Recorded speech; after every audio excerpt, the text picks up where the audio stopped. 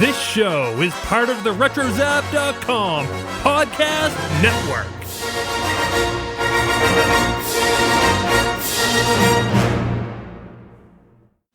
And welcome everybody to a comics episode of the Animaniacs.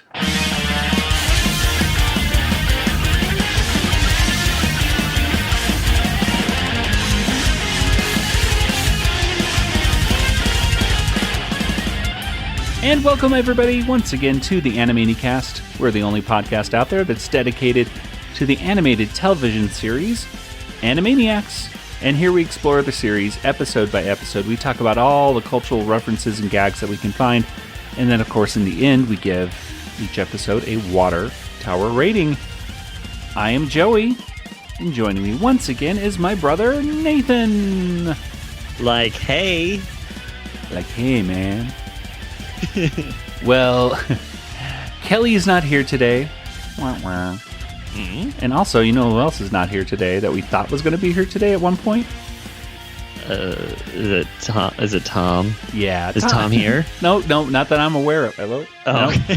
No, he's not in the room with me unless he's in the room with you. No, Tom is not here today because Tom had to go off to New York City. New York City. Is that the Pace commercial? Yes. He had to go off to New York because, not for a salsa commercial, but Okay. his son Cody Ruger, you know Cody, he was the little bluebird there in Animaniacs. The cutest Ruger. Was he the cutest? Yes, I believe so. Okay. The inspiration for Dot, really, yeah. So yeah, he's the cutest. So actually, he wasn't. You know what? We're not going to get into that, Nathan, but yes, I think in our poll a year or so ago, I think Nathan Ruger was voted as the cutest Ruger, but I don't know. I don't know. But I think people just know who Nathan Ruger is more than that, so I don't know. I would say, what are we talking about? Anyway. I'm going to get into this. You don't want to get into it, but I'm going to look it up. Well, anyway, so Tom went off to New York to go see Cody perform in the Titanic musical. Which, I don't know if you knew that was actually a musical, Nathan, but it absolutely is. Some people were, I know on our Facebook page, I shared that Cody Ruger would be starring in a production of the Titanic musical, and some people were saying, I thought that was just a joke at the end of the producer's movie, where they mentioned the Titanic musical. But no, it's a real thing. It's the music and lyrics were by Maury Yeston, and the story and book were by Peter Stone. And this was being performed just this weekend by the Village Light Opera Group. And Cody was playing one of the parts. It looks like he was playing a part of Wallace Hartley. So, yeah. Anyway. Is that the one that Rose goes? Where's Jack and Rose? Jack and Rose. I don't think are in this musical at all. The movie, of course, was incredibly successful. The musical was also successful. It got many Tonys and everything that year, but has since kind of like faded off. It doesn't still play on Broadway, I don't think, on a regular basis at least. So Tom had to go off to go cheer on Cody as he broke a leg or sunk a ship or hit an iceberg, whatever the saying is when you're doing the Titanic musical. But he should be with us next week, and we're going to be talking all about the Animaniacs years of Kids WB.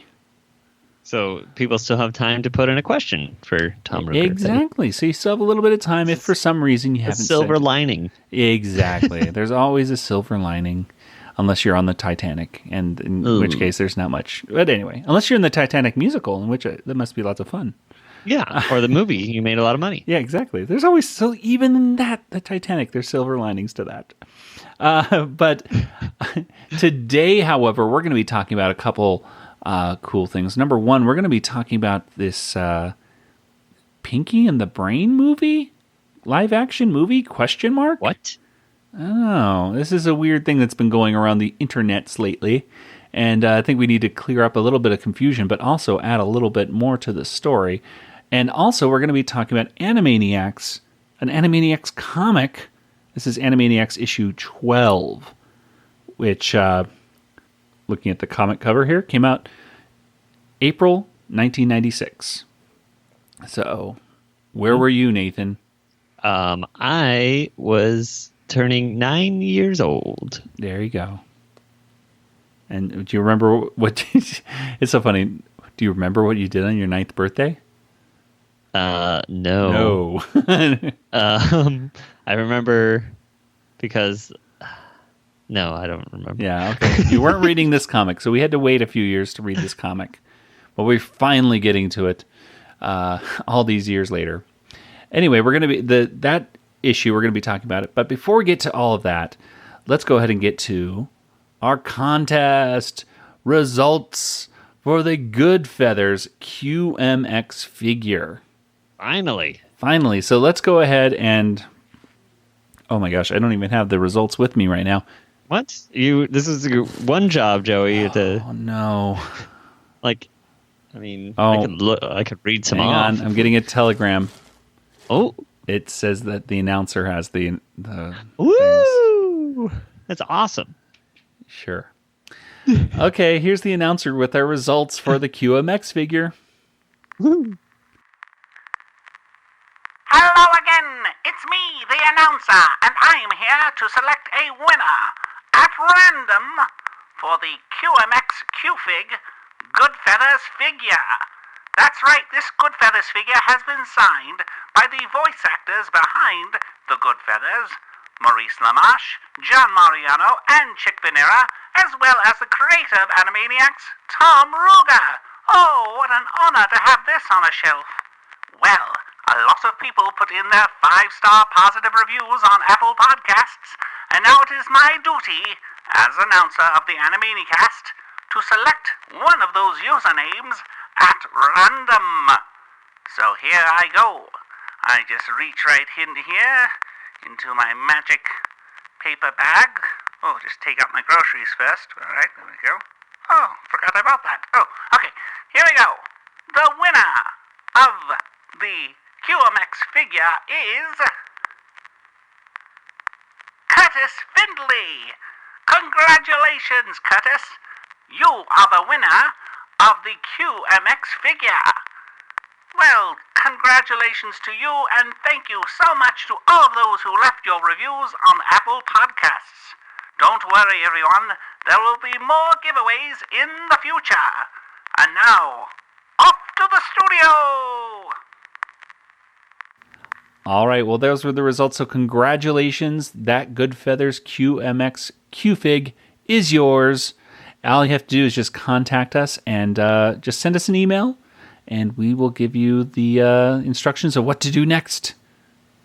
I'm so excited. Now, this is really not quite a one-of-a-kind collectible, but it's about basically. It's very, very close to it. There are not many of these around, and again, if for some reason, folks, you did not win, well, we'll have other contests in the future, and you'll always be, put in there. In fact, I think next week, or maybe, in the next couple weeks, we'll do another one, and we'll pull another name out of the hat, and we'll be a decal package. What the heck? We have a few Animaniacs decals to give out. Yeah, that's fun. Yeah, those are always fun.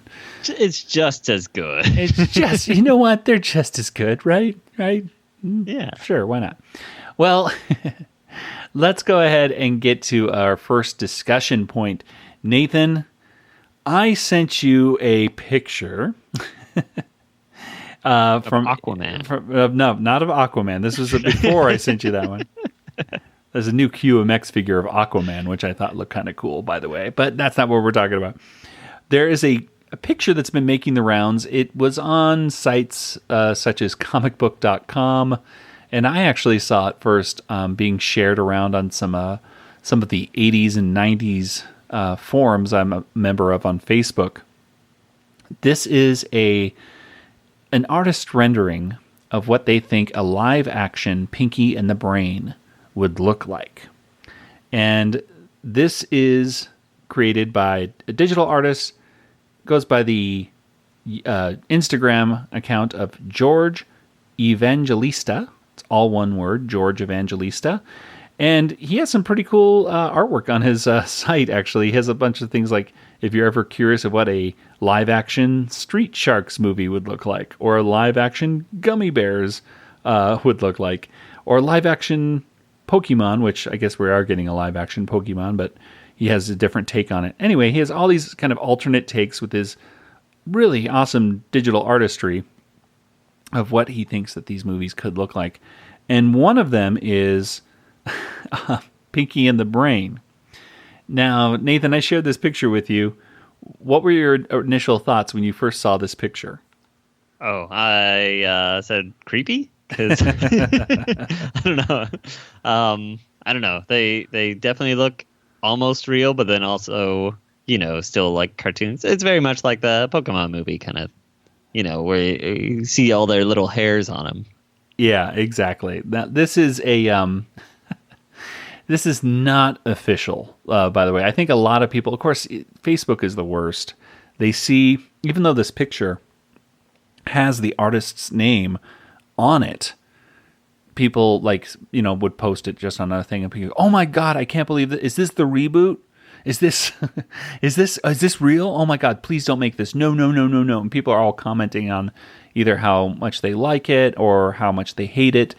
And it's like, people, just, there's context to this, and just take literally just a few seconds to find out what's going on. But it's too much to ask in this day and age for people to actually do stuff like that on the internet. But this was making the tour, and comicbook.com had a kind of clickbaity kind of title, like, is this what the live action movie could look like? Which almost sounds like there is a live action movie coming out, which there is not, as far as we are aware of. There's no live action Pinky the Brain movie coming out. But Kirk Tingblad actually posted about this, kind of making a few comments like, hey, actually, you know what? We actually did pitch to Gene McCurdy back in the 90s a live action Pinky the Brain movie. And him and Russell Calabrese, who worked together on it, commented a little bit about it online. And I thought I'd share what they said. And Nathan, you can kind of give your thoughts about it. And we also had, some of the people on our Discord channel. We were discussing about this as well. So feel free to, join the discussion over on our Discord channel with our RetroZap friends. You can get an invite link by simply going to discord.animaniacast.com. This is what Kirk Tingblad said. He said, Russell Calabrese and I wrote an outline. We pitched at Warner's. Our idea was to have an experiment fail, and they get turned into Rob Paulsen and Maurice LaMarche. And they go on a whirlwind adventure to find a certain gizmo that Brain can fix their conversion machine with. And they find the gizmo, and then they need to race to the lab to rebuild the device to return them back into mice. But just as they start up the device, Pinky is shot with a bullet, hitting Pinky's heart. The conversion happens, and as Brain is sobbing, the bullet rolls off Pinky's cartoon chest. He's fine. It ends with them cleaning up the lab, and Brain asks Pinky if he's pondering what he's pondering. Yeah, I thought it was a very kind of interesting thing. Russell Calabrese wrote a little bit more about it. Kirk and I wrote a treatment. We pitched to Gene McCurdy when we were directing on the series for Pinky and the Brain movie. It starts off in the 2D world with a typical type of Pinky and the Brain adventure, and they fail. So anyone who's never seen a Pinky and the Brain would have the gist of the show. Then Brain realizes the reason they fail all the time is because they're mice. So Brain uses the gene splicing machine that makes them into humans. And when they become humans, they're played by Rob Paulsen and Maurice LaMarche. And they almost take over the world, but Pinky gets hurt badly in an incident in the movie. The Brain has to make a choice of taking over the world or save Pinky. And of course, he decides to save his friend. But to do so, they need to be converted back to mice. Brain saves Pinky, and they don't take over the world. What are they going to do tomorrow after Pinky recovers? The same thing they do every night. So, Nice. It was I think I like that explanation better than the first one. than Kirk's original. Definitely a little odd seeing, like, oh my gosh, Pinky being shot. And, well, anyway, Nathan, what are your thoughts about this movie that never came to be, but it was a Pinky and the Brain live action movie that, well, we could have seen it. Yeah, I would think you would want to do like almost CGI live action at the beginning to make it so that it's not just jarring when you turn them into humans and then they're like in a different world. Everything's in 3D. That's true. It was. I mean, originally pitched at in the mid '90s, I suppose, right? Yeah. Or mid late '90s when Pinky the Brain was still in the WB and all. So yeah, I would. Back then, it would have been probably 2D and then into live action. So it would have been kind of. I mean, it could have still worked though. I mean, like Roger Rabbit works for me still, even though it's kind of two-dimensional. I mean, you put the right amount of cell shading on Pinky and the Brain. And it could theoretically work, them walking around in a thing, right? I feel like this would be a straight-to-TV movie, though. I don't see it. It reminds me of, like, the Fairly Odd Parents. I think they did this exact thing in Fairly Odd Parents movie. Like, where they're like, oh, now they're humans for, a couple scenes, and then they're not. And it was... I don't know why I saw that movie, but I I think Jimmy was live action actually. Oh, really? Yeah. Jimmy, you know what? Jimmy Turner. It was not a good movie. But I did watch the whole thing. So I'm sure there's many members of our audience who are familiar with that. Yeah. So, well, it's funny to know that Maurice LaMarche actually pitched. So I say pitch. He was talking about. I remember. Years ago, when he came over to Phoenix Comic-Con, he had mentioned to an audience member what he would like to see in a Pinky and the Brain movie would be sort of a live-action slash CGI thing. However, he would not be in it in a live-action thing. It would be more like Pinky and the Brain are physical, real-life mice, and then they're put in... It would be like the Smurfs movies. Or something. Yeah, like kind of like the Smurfs movie, where they're physical mice, like just normal mice that you find in the pet store, and then they're put into the gene splicing machine to make them smart or genius and insane, whatever. And then they come out, and then they're CGI versions that look very similar, except just 3-dimensional, and then they can interact with the humans around them, and of course, voiced by Maurice LaMarche and Rob Paulsen. That would be like I think a safer thing to do if you were making a Pinky and the Brain movie. It's like, oh yeah, go for that. But this version, I don't know. As cool as I think it is to say, like, let's give Maurice LaMarche and Rob Paulsen like a live action, like in front of the camera role, because that'd be still kind of cool because they're, they are actors first and foremost, and I think it would actually bring a little bit more respect to what a voice actor is. It's like seeing who they are behind the microphone.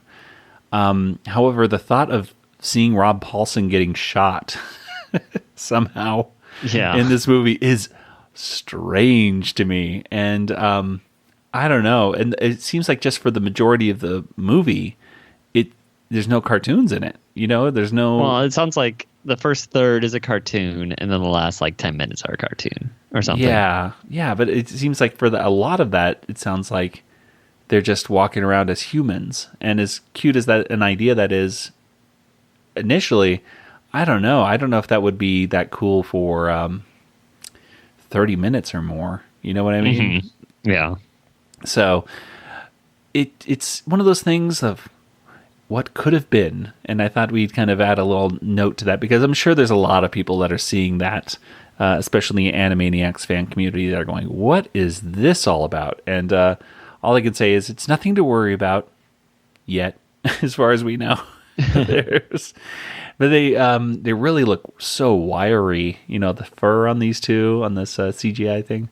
I will say that the artist has some much better artwork on his Instagram that looks a lot better. So if you're into, nostalgia and seeing all that stuff and what it could look like, then I definitely would suggest checking out his Instagram, because this Pinky and the Brain one, while it's been getting the most attention, it's certainly not his best work, in my humble opinion.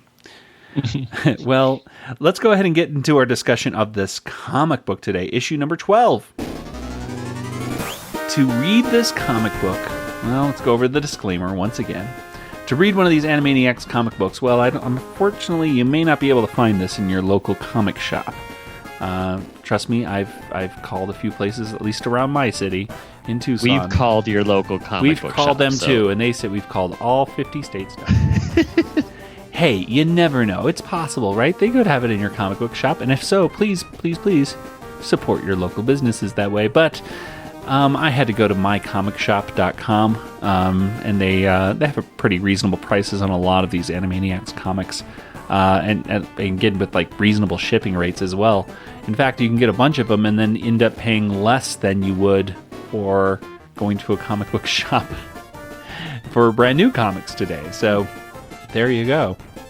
However, if you're looking for a cheaper way to read these, in fact, completely free way, go to the freeway. No, if you're looking for the free way to view these, simply go on. I would just say go to Google, type in Animaniacs comic book scan or something like that, and you should be able to find it pretty easily. Just beware pop-up ads. Lots of pop-up ads. Yeah. So we will not be held responsible if for some reason you get your identity stolen from various pop-up ads. But the two main segments we have here in this comic book are we have a Warner's segment called A Blast from Hipsville, and then we have a Pinky and the Brain comic, which is called The Mod Couple. And so these two issues, I mean, this is a whole 60s adventure, man. Mm-hmm. You know? Yeah. In fact, the front of it has Dot. I'm assuming it's supposed to be Dot. A smiley face on it. It's just basically a giant smiley face with Dot's flower on it. Not one of those emojis now they call them. Right. The smiley face, I mean, it has its kind of before emojis and everything.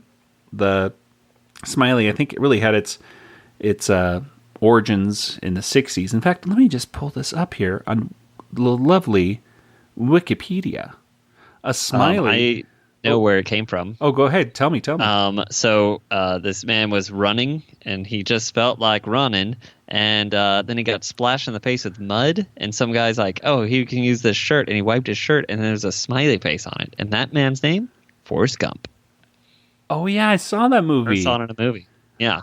Oh, it's fact. Well, then That's I how gotta the smiley face. Then I gotta correct Wikipedia because that is not what they put down. What does here. Wikipedia say? Oh, somebody on Wiki, somebody out there, the Wikipedia editors that are listening, please edit this site that's just called Smiley, and they need to know that it actually comes from Forrest Gump. So yeah, but this is what he was the inventor. Here's the fake news of the smiley on Wikipedia. A smiley, sometimes called a happy face or smiley face, is a stylized representation of a smiling humanoid face. Oh, really? The classic form designed by Harvey Ball. Maybe Harvey Ball stole it from Forrest Gump. In 1963, it seems like a little earlier than the Forrest Gump thing. Whatever. Compromises a yellow circle with two black dots representing blah, blah, blah. So, yeah, in the 1960s, there you go. Designed by Harvey Ball, according to Wikipedia. So this comic right here has this smiley face with Dot on it. Not the most... it's not my favorite comic cover of Animaniacs. Being totally honest. Yeah. It's pretty boring. It's purple. If you like the color purple. Yes, the movie or the color. Either one. And it's polyester. Apparently. It's what does it say there? The first polyester? It says have a nice day, 3 exclamation points, and then in parentheses it says 100% polyester issue. Ooh. So I don't know if that's true or not, but we'll take their word for it. Yeah, I don't know. But did we even talk about last week's comic book? We didn't talk about the cover, but whatever. It was Pinky the Brain getting split up. Yeah, there was like a photo. It was a cool cover. It was better than this one, but there wasn't a lot to talk about. It's very simplistic. Yeah, I think that's why we kind of didn't talk about it before, because there wasn't much to talk about. I think this one is more to talk about just because how bad it is. Right? Well, anyway, let's stop talking about the you cover. wouldn't know it's an Animaniacs one Oh, because there's nothing to do other than the title. Oh yeah, if you saw this on the shelf, you would have just kept. I would have kept walking by. I've been like the smiley face cover. I don't get this. Well, let's go ahead and talk about the first part right here, and this is the Warner's comic, and it's called A Blast from Hipsville.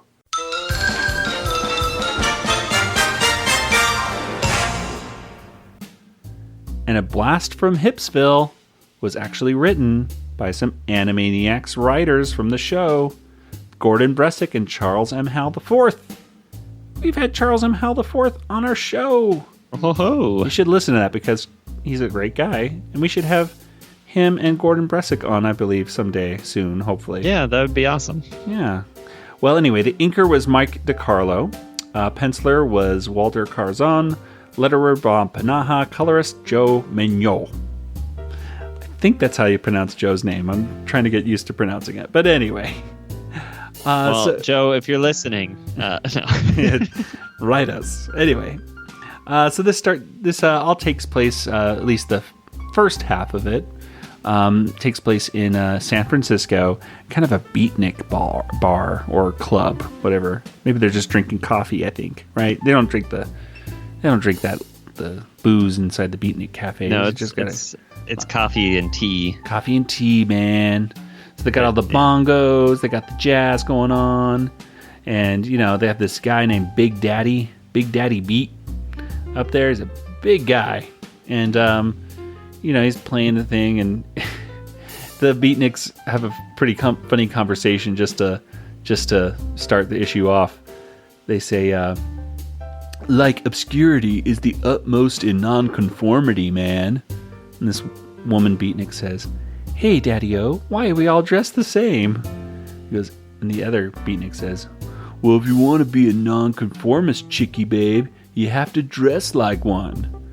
So this is an ongoing joke. It's like a joke. Yeah, they're all nonconformists, but they all have to look the same. So, a little bit of a joke. Anyway, the Warners come out. They jump out, and Dot is, of course, we all know Dot has her own poetry corner.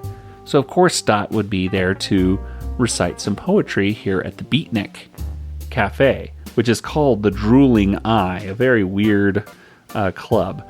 Anyway, they say, do you really think I can win the poetry contest? Yakko says, well, sure. Wakko did a hog calling contest and he won it last spring. Wakko proceeds to do his suey and all the, pigs go everywhere. And Yakko says, and I won the really annoy somebody till they puke contest just the day before yesterday, which turns out it wasn't just officially a contest. He just did it just to make somebody puke. But it was a win-win anyway. So they go to get in the line about, here's my poem. He goes up to what's this guy's name again? Big Daddy Beat. He goes, hey, you don't read a poem, man. You have to live it, and you obviously are unhip and totally square. And Yakko says, well, you got big hips and you're totally round. He goes, like hay. And Wakko says, oh, you like hay? And he shoves a giant hay bale down Big Daddy's throat. Anyway, they proceed to annoy Big Daddy. And at one point, even they talk about beat poets. And I think it's Wakko dressed up as Fred Flintstone proceeds to be a beat poet by bashing one of the other beatniks on the head. Very odd to see Wakko in this, because not only is he wearing Fred Flintstone's checkered outfit with the blue tie, but he doesn't have his hat on. Yeah. And that always looks weird. There's not many times where Wakko has his hat off. But anyway, they eventually say, okay, we'll put you up there. And she says her poem in front of everybody. She says, I think that I shall never see a poem as lovely as a tree, but I sure hope I find a stanza half as cute as Tony Danza. Yakko and Wakko, of course, applaud for her, but everyone else hates it. And why? It's because, well, she's not dark enough, she's not depressed enough. They need to talk about the horribleness of life, That's what the beatniks want to hear. One of the beatniks, in fact, tells her, if you want to be a poet, you gotta pull the rotting skin off the decaying bones of society. And Dot says, ew, can I wear my gloves? They say, okay, we gotta figure out a way to feel miserable. So should we watch the Alan Thicke Christmas special, or perhaps the Menudo reunion? And he goes, even worse. They go to the DMV, and they stand in line for like a few panels. And sure enough, it makes Dot miserable, and she takes off her flower and puts on a little, beret. And she says her poem. Little Jack Horner sat in a corner, sticking his dirty finger into a pie. But the pie was rotten because life stinks. And everybody says, oh, it's so hip, man, so terrific.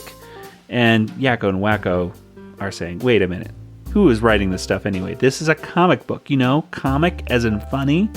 So they point out that in their contract with Warner Brothers, that it says here that the party of the first part, said Warners, will on all occasions forthwith perform as cherubic merrymakers, providing glee and mirth for the party of the second part. So in other words, they should be funny. They should be, wacky for everybody. And Dot says, I can't do that. I can't even find my flower. Well, of course, Wakko luckily has that flower that she took off in his magic wacky bag. So then they proceed to go back up on the beatnik stage, and they start,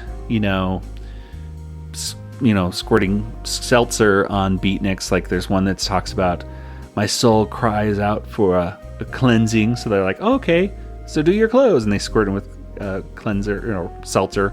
Another guy says, life is a pile of fertilizer, and it is breathing down my neck. And of course they decide to dump a truckload of fertilizer on him, and they water it and throw some seeds on it, and then there's flowers everywhere. And Dot says, see, Mr. Depressing Poet Man, something pretty can even come out of all that misery and despair.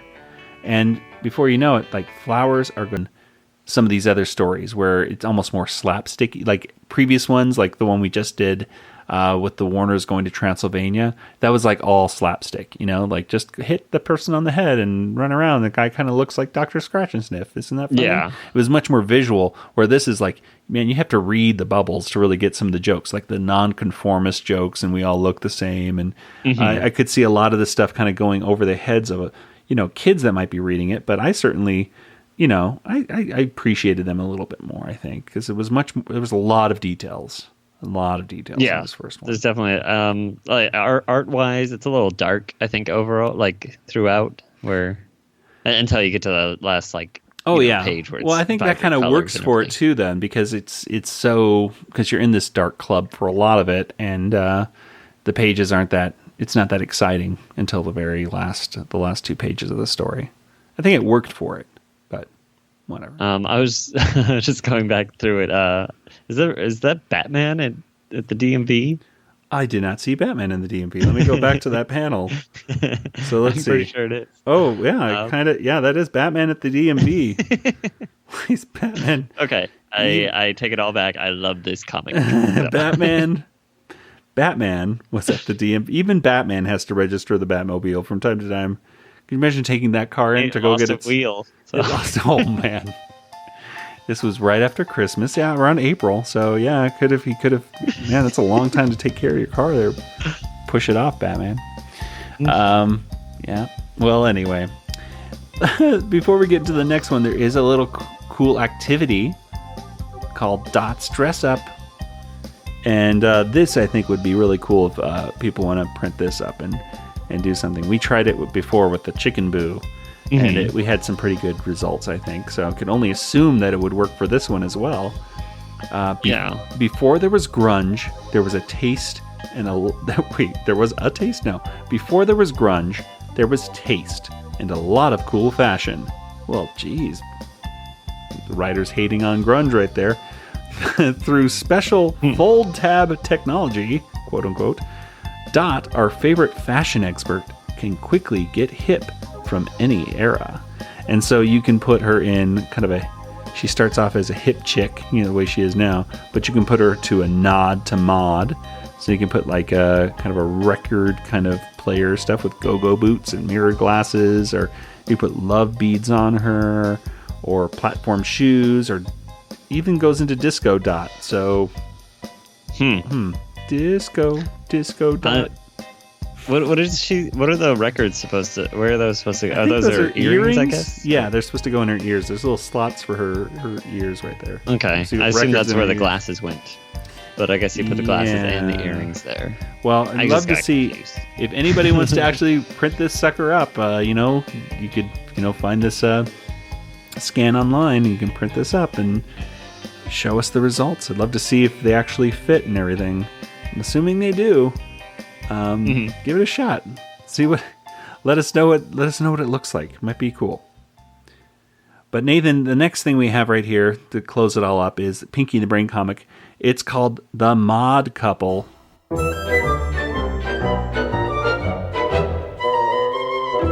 And The Mod Couple was written by Dana Curtin.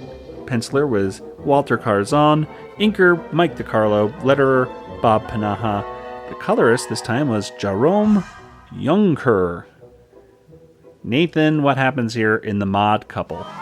All right, well, the year is 1962, and we have Pinky and the Brain with distracting haircuts.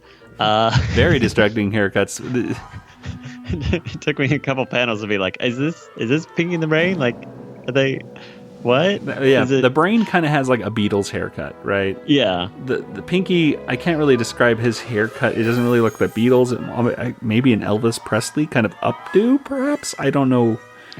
They got into some hairstyling gel in the 60s, apparently.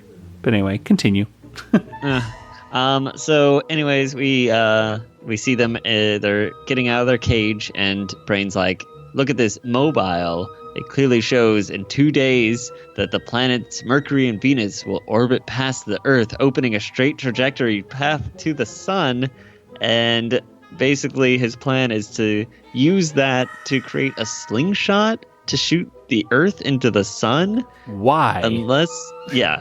Well, he's going to do this, and then he'll threaten to shoot. So he has 2 days to get all this rubber and build this thing, and also threaten to shoot the Earth into the sun with a giant slingshot.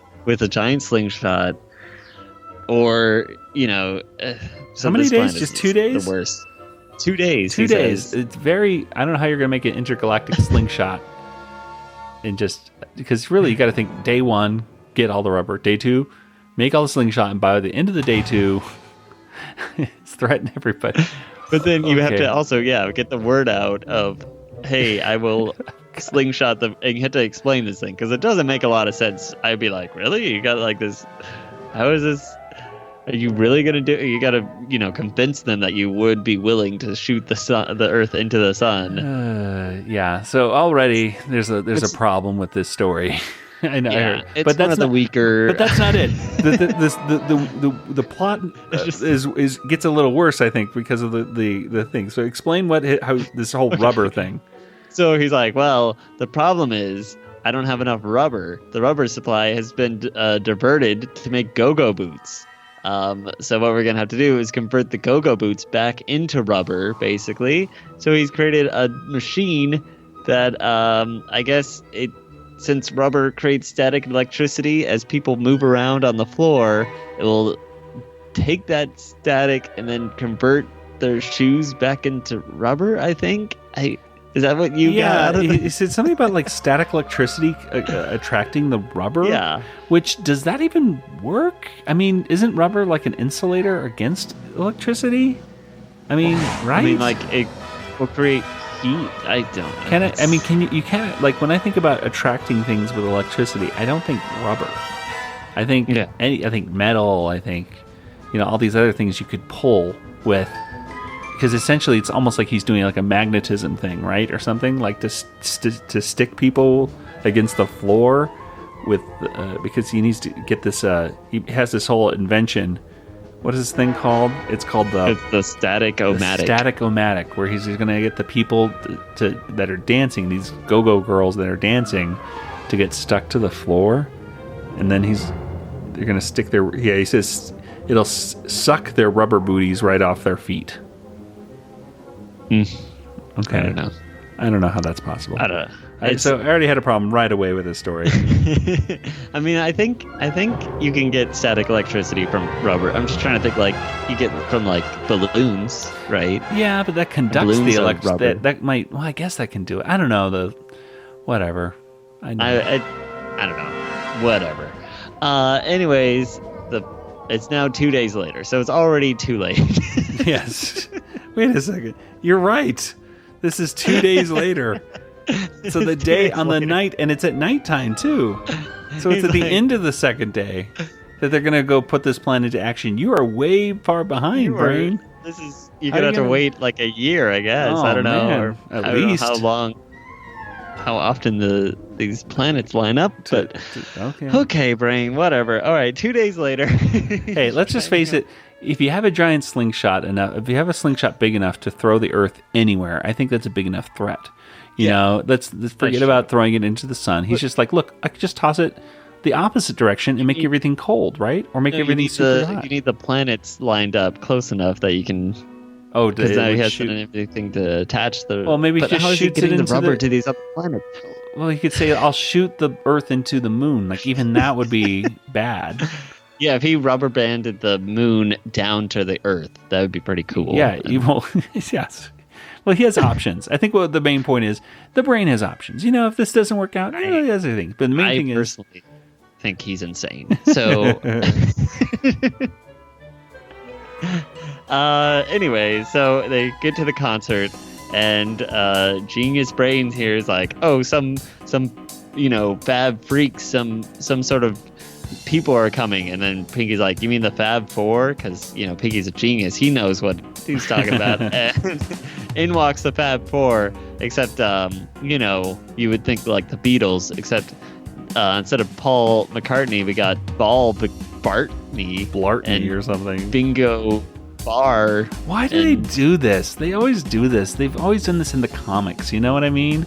And it seems like in the show, in the TV show, they would just say, "Oh, it's Sharon Stone," not it's Blaren Blown or something, like that. It's like, just say who it is. We all know it's not really Paul McCartney, or I don't know. I don't know what the legal rule is that somehow Paul McCartney could sue for likeness if you say it's Paul McCartney and it's. But not. If you say it's Bartney, yeah, it's okay. It's fine.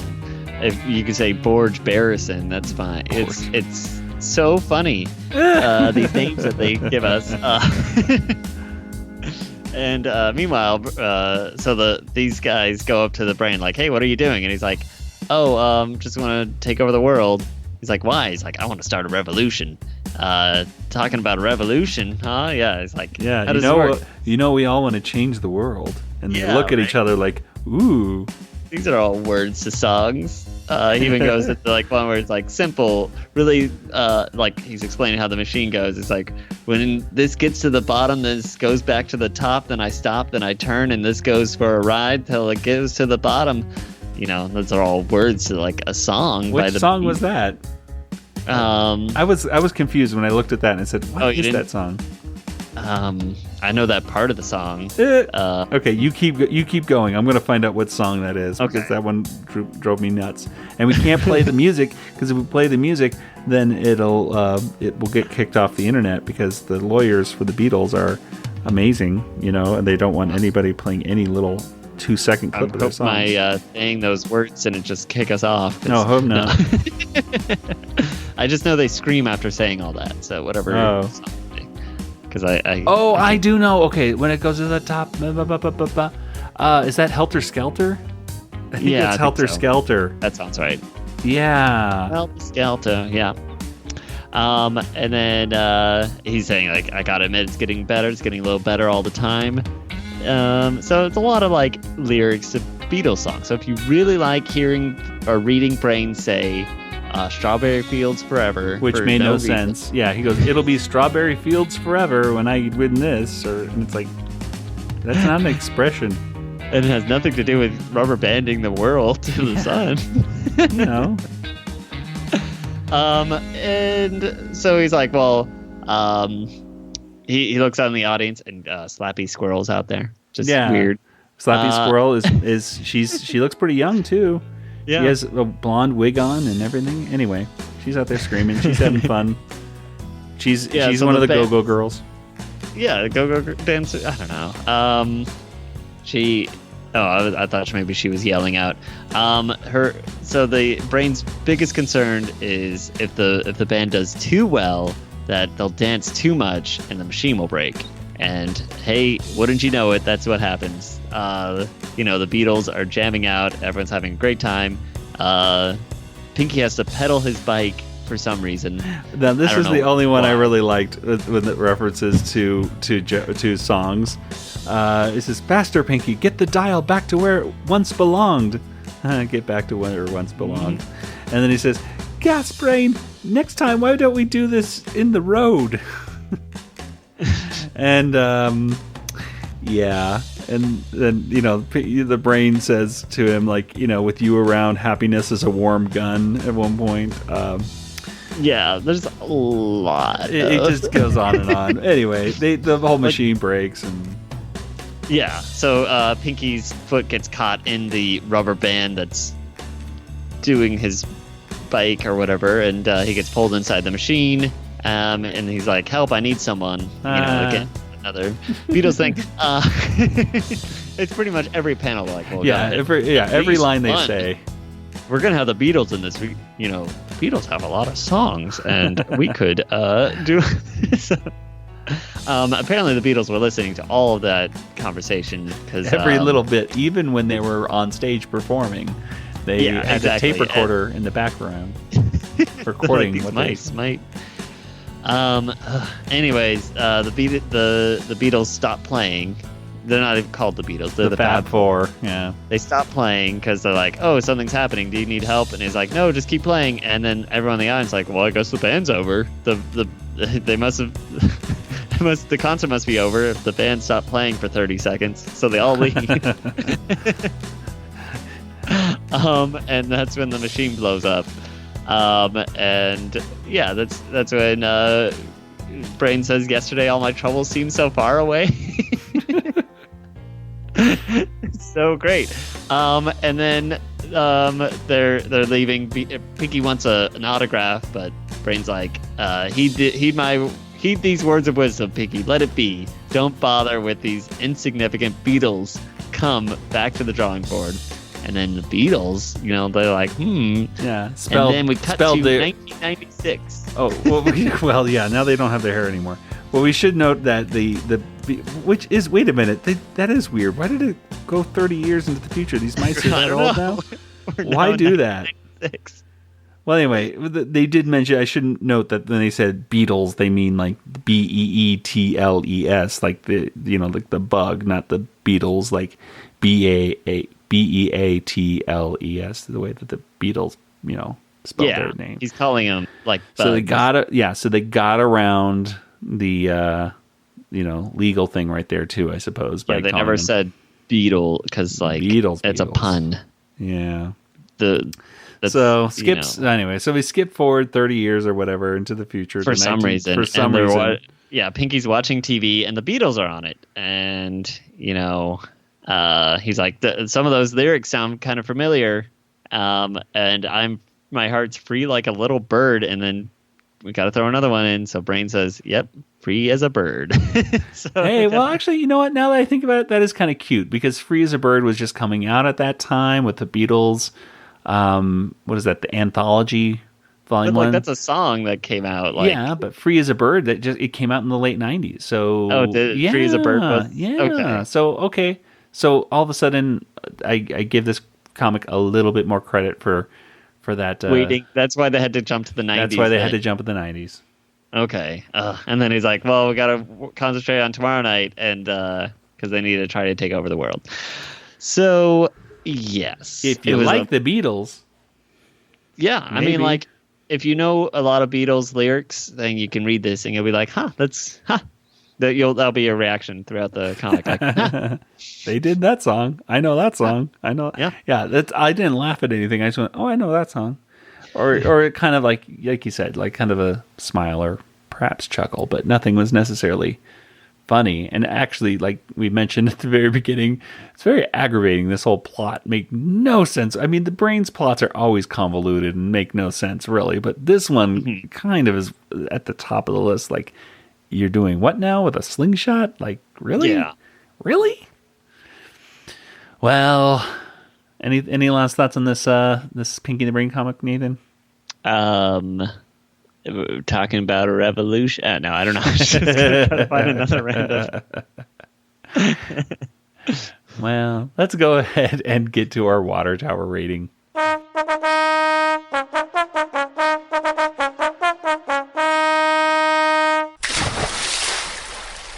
Well, what do you think, Nathan? Out of 5 water towers, how many water towers would you give this comic book? We've read some really bad ones, so I'm gonna say 3. I'll say 3. I think it's about average. It's definitely not my favorite, but it's not my least favorite. So yeah. I will agree with you. I'll give it a 3 as well. It's not horrible. It's cute. The Beatles thing, it was cute. You know, I know Beatles songs. I know songs. Yeah, exactly. I got the references, so that's fine. That's fine. And there was lots of comics ads. There's lots of cool ads right in the center for like Batman and Robin comic and some Honeycomb ads and Kingdom Come, the DC comic series. So, if you're into that stuff, there's some reminiscent stuff there. But yeah, overall it was good. I mean, I think with a lot of tweaking, you could actually make some of this into a cartoon for the cartoon show, right? I mean, I would tweak that Pinky and the Brain one a lot, but you could still have them deal with the Beatles, but just you'd have to change that plot a little bit, Anyway. Yeah, and the first cartoon or the first comic or whatever, it works well in a comic because they do all these specifically things that are in comic, like erasing the panel as you're reading it, and that looked really cool too. The way that was angled, it looked good angled. Like it looks like almost like a 3-dimensional kind of thing. Like the Warners are like Yakko and Wakko were standing on the panel, and it kind of looked like it was pushed apart. You'd have to see it, I can't vocally tell you what it looks like. I know, you got to look at that picture. But and then they also have the whole like Wakko, like I gotta, when you turn this page, you're gonna freak out. Like got some pretty cool. Like there's like wait till the colors come. Yeah, psychedelic man. So yeah, it was fun comic wise that way too. Just as extra input on the whole thing. But yeah. All right. Well, let's go ahead and get to our contact information. Nathan, where can people get in contact with you online? Well, Joey, I'm on Twitter. JangoFT, that's me. And, of course, the Animaniacast, we're over at Twitter and Facebook. And let's see, we're on Instagram. We're also over our Discord, of course, discord.animaniacast.com. And, of course, you can send us an email, animaniacast@retrozap.com. Let us know what you think of the show, and let us know what you think of maybe of the Pinky and the Brain live action movie concept. Share what you think. And hey, why not head over to the Discord channel there, and you can also meet a bunch of other RetroZap podcasters as well. There's tons of different podcasts that RetroZap has, over a dozen, I believe, last time I checked. Whether it's Star Wars or video games or movies, or gosh, just pretty much any other pop culture thing under the sun, RetroZap has you covered. I would suggest subscribing to the RetroZap podcast feed on Apple Podcasts or your podcast player of choice, and then that way you can get every single one of the podcasts delivered straight to your device. It's really simple and cool, so do that. Well, that'll do it for today's episode. So for Nathan, this is Joey saying good night, everybody. Good night, everybody. This podcast is not endorsed by Warner Brothers or Amblin Entertainment and is intended for entertainment and information purposes only. Animaniacs, the Warner Brothers logo, all names, pictures, and sounds of the Animaniacs characters or any other Animaniacs-related items are registered trademarks and or copyrights of Warner Brothers, Amblin Entertainment, or their respective trademark and copyright holders. All original content of this podcast is the intellectual property of the Animaniacast unless otherwise indicated.